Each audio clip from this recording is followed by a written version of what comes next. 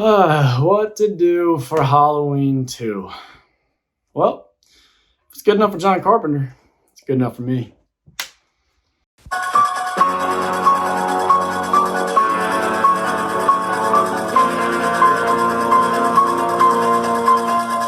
Hello, welcome to Nightmare Flicks. I am Nate, you are you, and this is step 2 along the road to Halloween Kills, which is what we are calling a new review series I'm doing here on the channel about my favorite movie series. That's right, not just favorite horror series, favorite movie series bar none, Halloween. We're looking at the franchise and every entry. We are breaking them down. We're talking about some background. We're talking about some fun facts. We're talking about what makes the films work, what doesn't, what best executes the mythos and legend of the shape, Michael Myers. And we've already done the original, the 1978 classic from John Carpenter. So of course, today we have to take to task the immediate sequel, the 1981 film Halloween 2. So be sure to go down in the comment section and let me know your takes on this film, what your favorite Halloween sequel is, and maybe what your favorite kill is, because this movie boasts some of the most exciting and fun kills of the entire franchise. At least that is my take. And of course, if you love Halloween and you love horror and you want to keep watching all these videos, you want to see my takes on Halloween Kills when it comes out,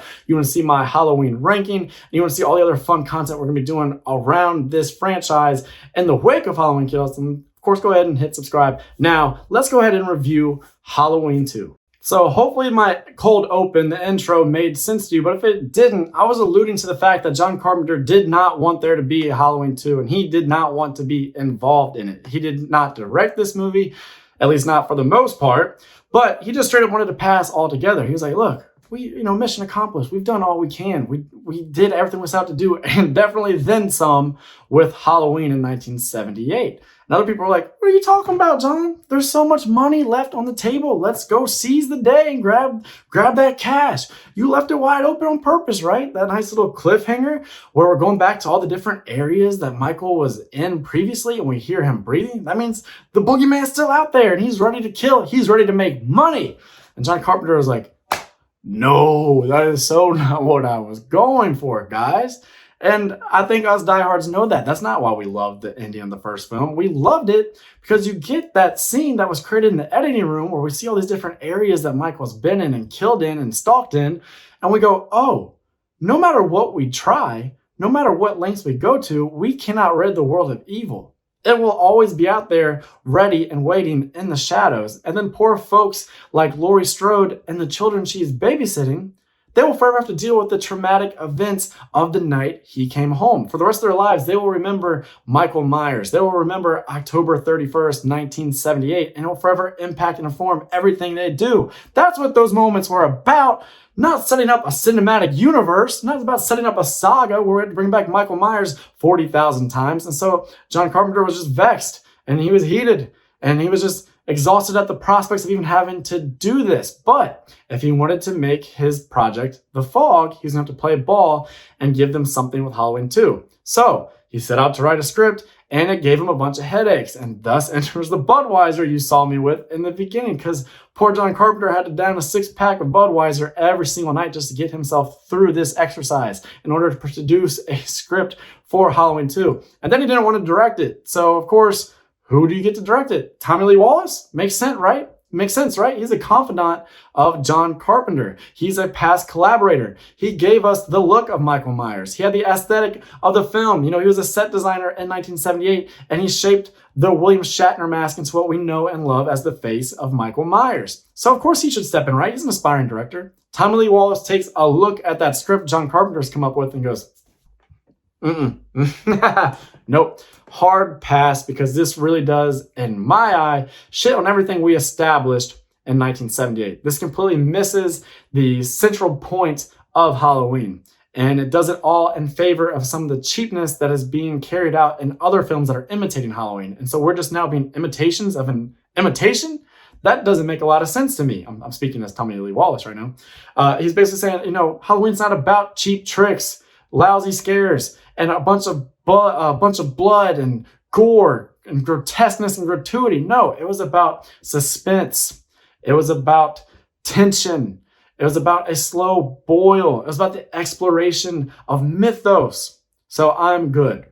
Enter Rick Rosenthal, a young, hungry director who loved the film from 1978. Now, unfortunately, for Rick Rosenthal, we don't really get his full vision. There's a lot of contention and debate over who shot what with Halloween 2, because John Carpenter ended up seeing the final cut of Rosenthal's film and was like, no, this needs a lot of work. You can't follow up my movie with what you have put to film. No, not happening over my dead body. So what does he do? John Carpenter goes and shoots a lot of his own scenes. He cuts out 14 minutes.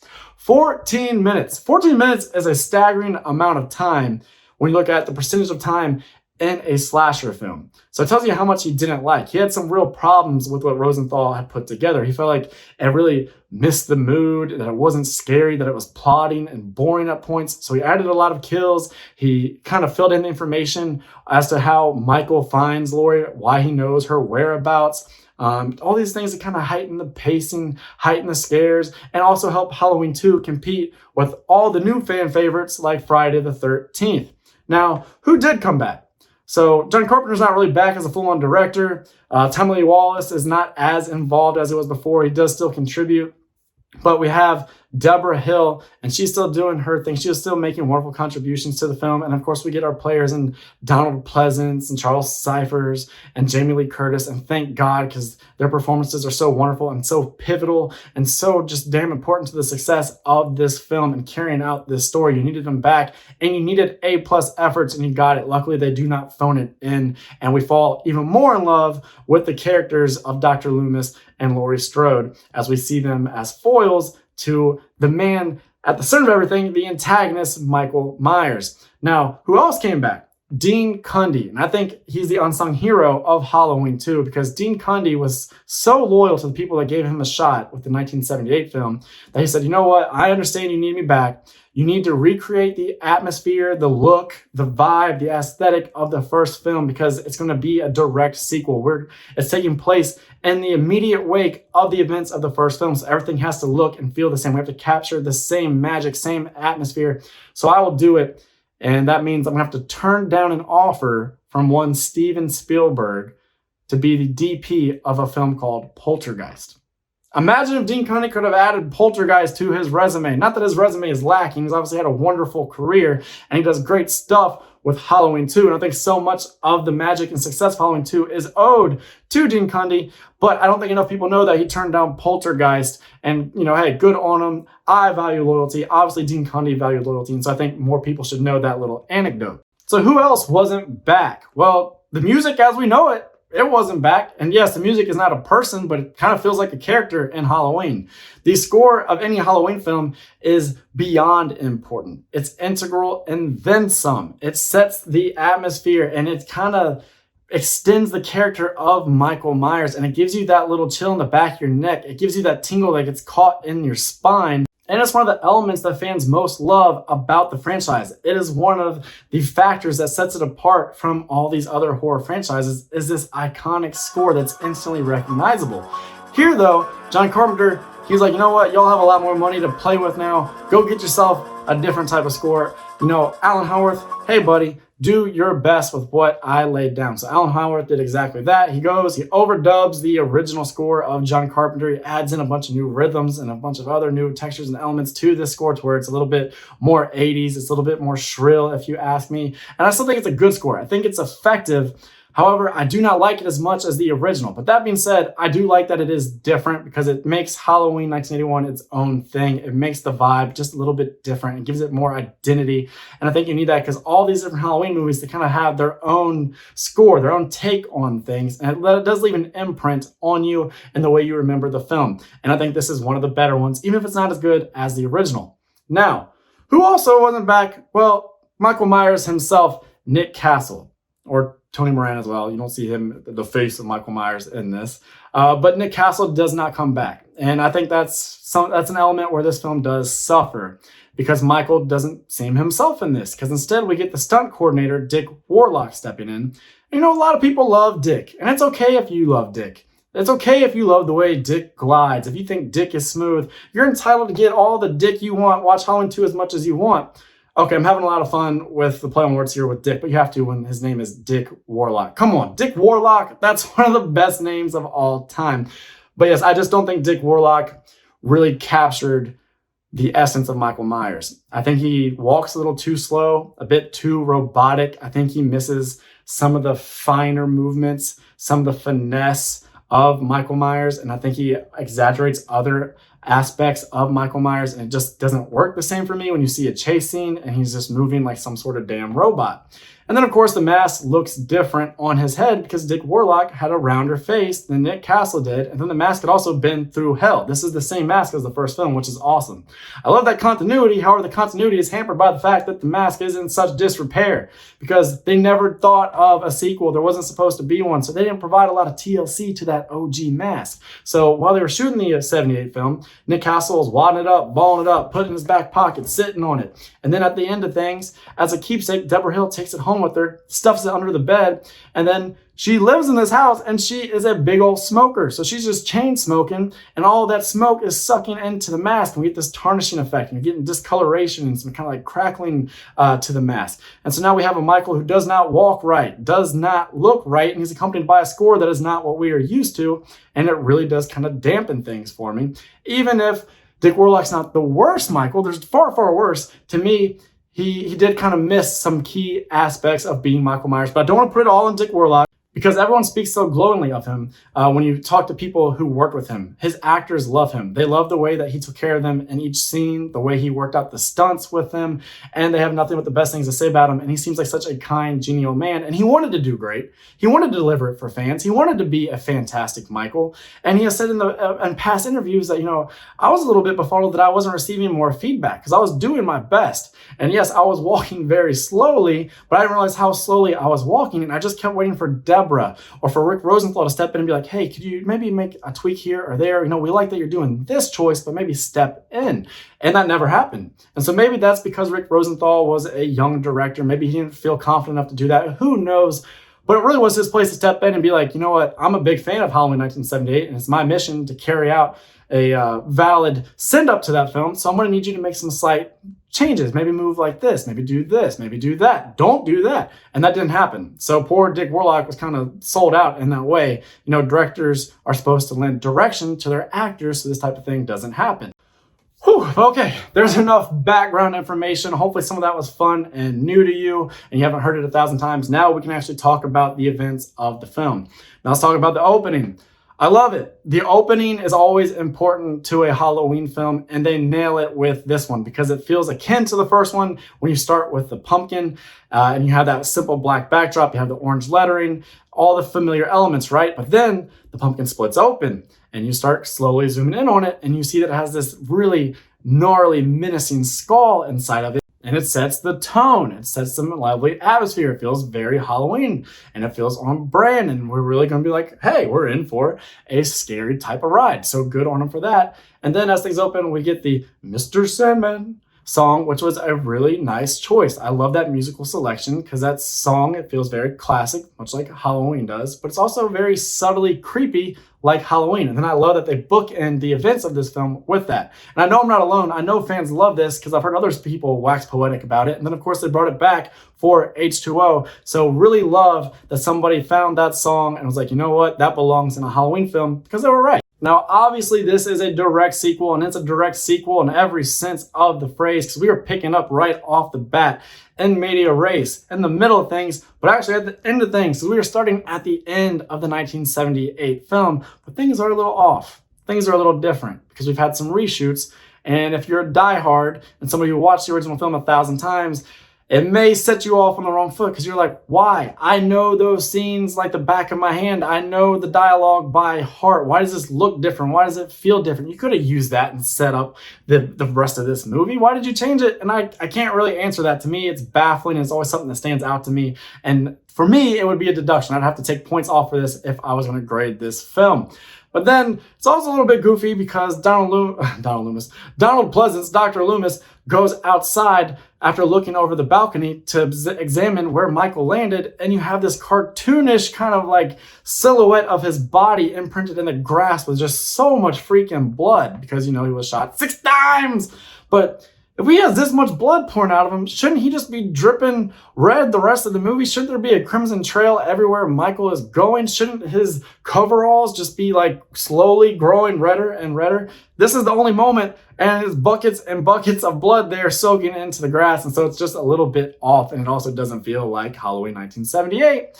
But they really go out of their way here in the open to tell you that, look, we're going to kind of be true to the first film, but we got to do new stuff. We got to keep up with the cool kids. So there's going to be a lot more blood. And so after Michael goes in and gets the knife from the Elrods, which that right there, that's being true to the original, because you get some nice stuff where Michael's behind Miss Elrod. She's unsuspecting, and you have her in the frame, you have him in the back of the frame, you're playing with depth of field, all of that. It's nice. And of course, he's stalking through the Haddonfield neighborhood, and he's in the shadows. A girl is right next to him and has no idea. That stuff is awesome. That's doing Michael Myers right. And then that poor girl, who is the right age, seems like one of his victims. So that's good. That's spot on. Seems like she could be a babysitter, or that she would go to school and hang out with Linda, Annie, and Lori, or at least know them.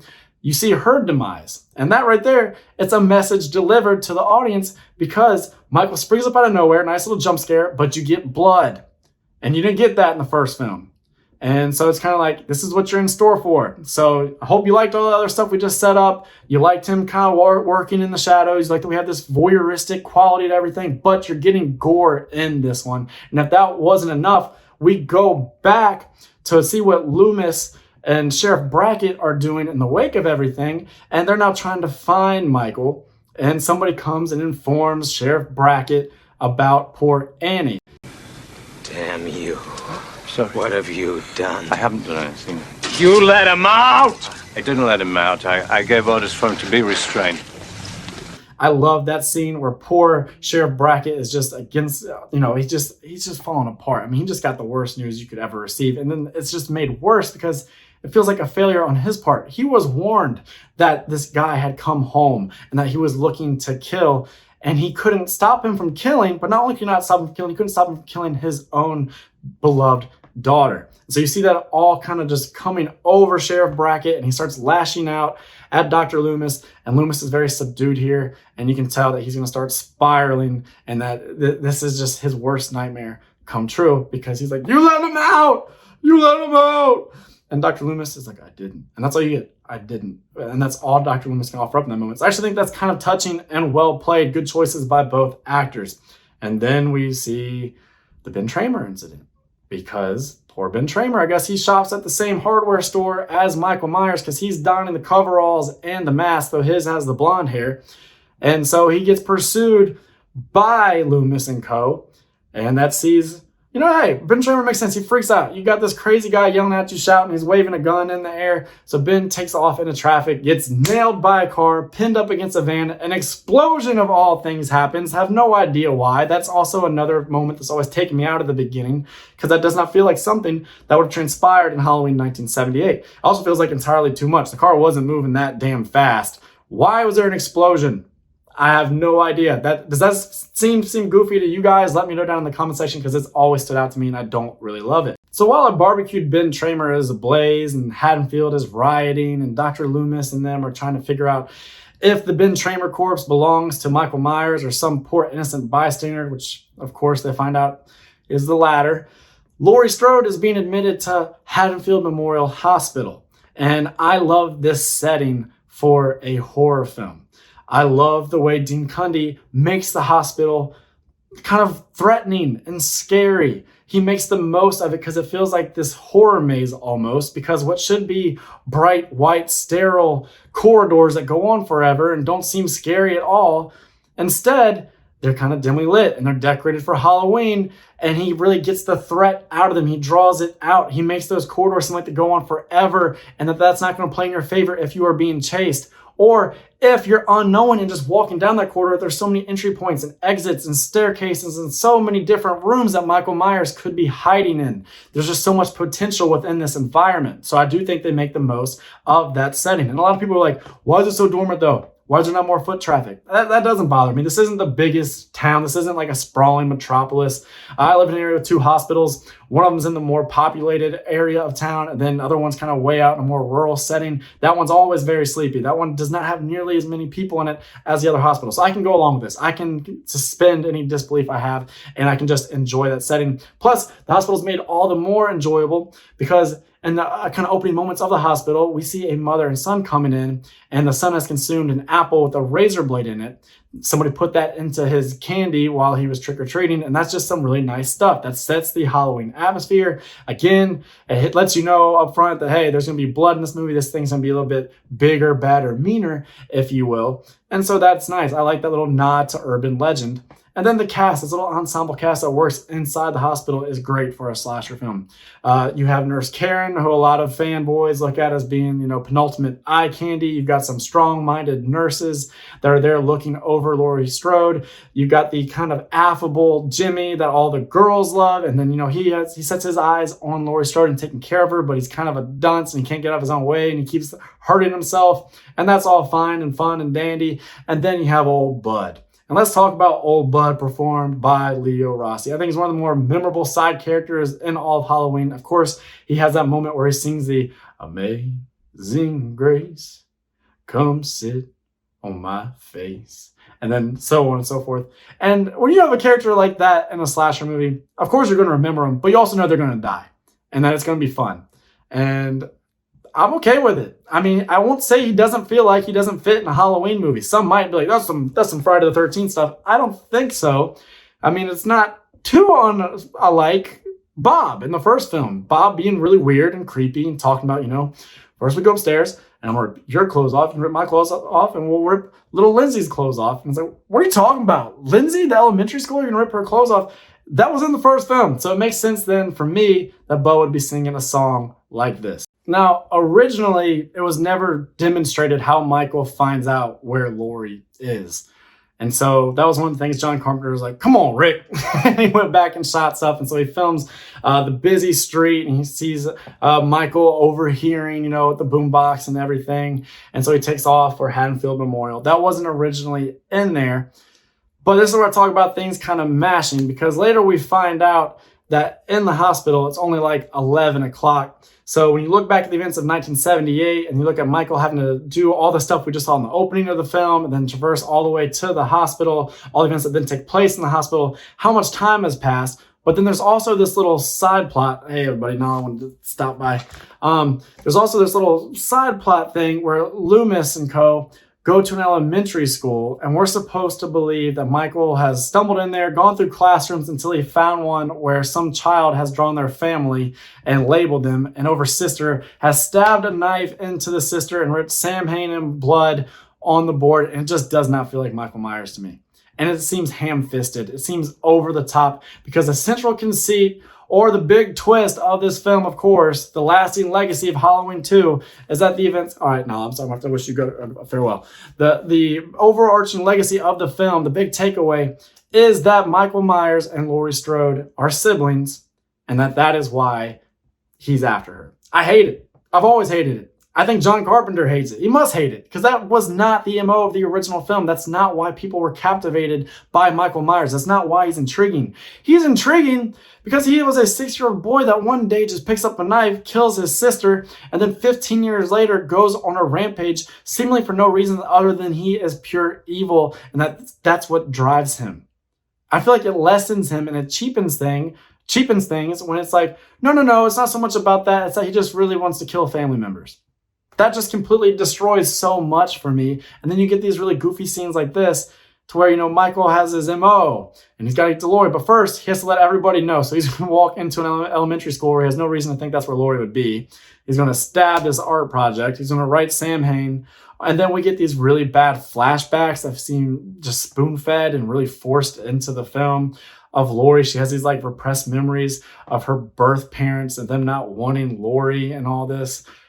It's not good. If you love it, that's fine. Comment down in the comment section. Let me know why you think it works, why you think it bolsters things and it adds to the legacy and mythos of this story, and why it makes Michael and Laurie better foils for one another. I myself, I hate it. I much prefer that Laurie was sitting in class one day learning about fate while the shapes outside staring at her and they are on a collision course with one another just cause a turn of fate. And that was her destiny, even if it's an unfortunate one. That to me works way better. So I hate a lot of things that happen in this movie while liking others because I have to swallow that. And I have to swallow that even though Dr. Loomis worked in close proximity with Michael all those years and he knew everything about Michael, there was a file being kept from him detailing all this. There's just a whole lot being forced to you that you just are asked to swallow and accept and nod in agreement. Like, yeah, okay, that's fun. It makes sense to me. And I know that it's the prevailing accepted notion that everybody loves it.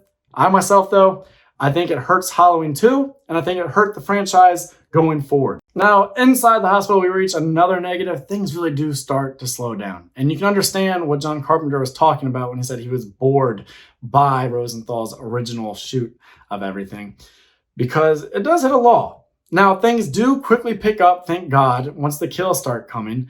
Once that happens, things really ramp up and the pace takes off and it's all forgiven. But I will say every time I watch this, there is a period where I'm like, all right, come on, y'all. Let's get going. And once it gets going, it's a great time. Now, does it feel like a proper Halloween film constantly? Not necessarily, because there's way too much of an emphasis on gore and cheap tricks and blood and those type of effects.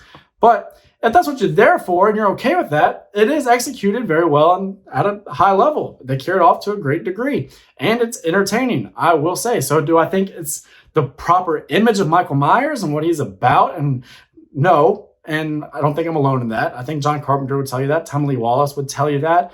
Erwin Yablans would tell you that. So I feel confident in saying that, but I can say that if you have to have it, do it well, and they do it well. You look at that, I'm gonna call it a BOGO kill, where you see Bud and you see Karen, and Bud gets killed, and then Karen gets killed, and that's a very fantastic kill. I love the way that he takes Karen, dunks her face in the water as the temperature continues to rise, and you see her face kind of start to boil and peel and burn.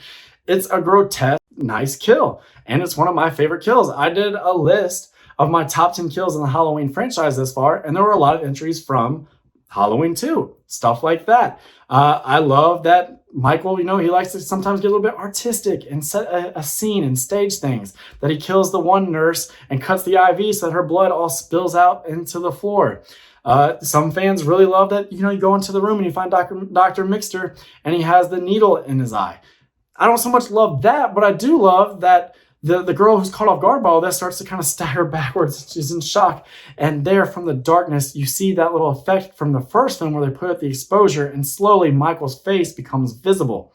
I love that. That's doing Michael Myers right. And it's always a very welcomed effect. It's a very fun moment. It's one of my favorite moments in the entire movie. Of course, another really cool kill is when he kills the nurse with the scalpel, and you're kind of seeing just how supernatural he is, unless he just does wrist curls of 1,000 sets of 1,000, because he just, with a little scalpel, lifts her up in the air. And you see a now drugged, kind of out of it, loopy Laurie Strode looking down this hallway, down this corridor. And I love Dean Cundy's cinematography here. I love the kind of hazy effect, this kind of ethereal feel. Feels a little bit otherworldly. You definitely feel like you're in the point of view of Laurie Strode in this moment. And it just looks great with the way everything is framed and the way Michael's holding her up there. And then I love the inclusion of the little nurse clogs falling off. It's a little bit comical, but it also does kind of feel like seeing Bob pinned to the wall and then cut into his feet and seeing him twitch until they don't, because he's died. So I love that. I think that was carried out very well. I think that feels true to Halloween, and it's a nice moment that's shot so well, like so much of the film. The rest of the way is pretty much a very just high as hell Laurie Strode trying to evade a very robotic, plotting Michael Myers. But there's a lot of great stuff in those sequences. With Michael Myers, you need a good chase. Fantastic chase, and you get to see so much more of the hospital. So it is a strong suit, and you get to see a lot of really great physical acting by Jamie Lee Curtis. She's going up and over things, she's jumping over things, she's crawling over things, she's going inside of the hospital, outside of the hospital, in cars, she's screaming, she's doing all these different things, and she's doing them like the best final girl of all time, because that's Laurie Strode, and that's Jamie Lee Curtis, and we expect nothing less at this point, but she really did kind of cement her legacy with Halloween 2. Like I said, she could have phoned it in and just moved on or not even come back, but she comes back, and she's wearing that annoying wig, but she had to. She'd already cut her hair, so she's wearing that annoying wig, and yes, it's very ostensible, and it's obvious, and it's distracting, but everything she's giving you as an actress is great in this film, except for the, why me? Why me? Because she's just like, why is Michael coming for me? And it's because they have to set up, he's coming for you because you're his sister. So again, I just want to get into one more time that I hate that twist. After all of the chasing, Dr. Loomis is now at the hospital. He's coming to the rescue of Laurie Strode. He enters a full clip yet again into Michael Myers. So, it goes from 6 times to now Michael's been shot 12 times, except then Laurie goes on to shoot him twice more, one in each eye. So Michael has now been shot 14 times.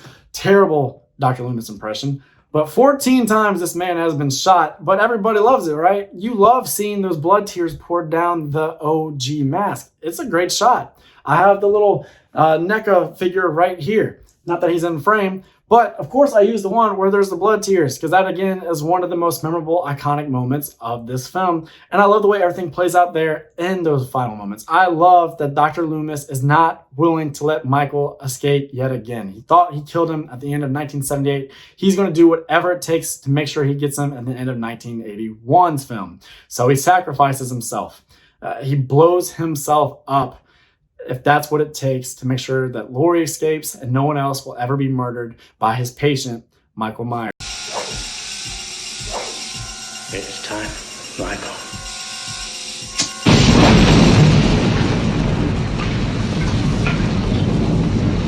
And then I love the shot of Michael kind of stumbling out of the room, and for a brief second you're like, oh my God, he's been shot how many freaking times and now he's on fire and he's going to keep moving. What are we supposed to do here? And then luckily he collapses and it looks fantastic. I love the stunt work. I love the way it's shot. And then one of the things John Carpenter shot for Rick Rosenthal was he went back and he shot the mask burning. And that's my favorite shot in the entire film. I think that's a wonderful way to end it. When I think of this film, that's one of the first images that comes to mind. And I love that.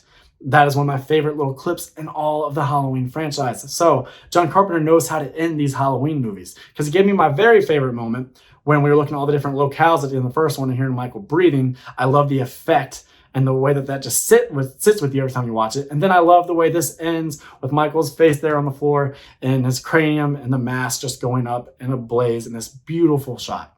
I love that. And then Laurie, she gets a nice peaceful moment to herself at the end. Very well earned. Unless you're watching the TV version, then damn Jimmy pops up and gives her one last jump scare because Rick Rosenthal thought we needed a Carrie-like moment where everything is concluded. We have our climax and then one more little punchy scare. I'm glad that's not included in the theatrical version. I myself like the little peaceful ending.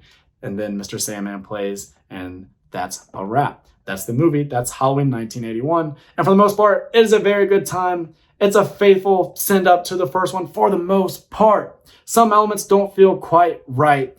There's too much gore. Some of what Michael Myers is supposed to be gets lost, but if you can accept it and swallow it, you will have a good time. This is a very strong sequel, and that is why so many people call this their favorite sequel. That's why so many people call this their favorite timeline. They say, give me Halloween 1, Halloween 2. That's all I need. I don't need the Cult of Thorn and all that is coming our way down the road to Halloween Kills.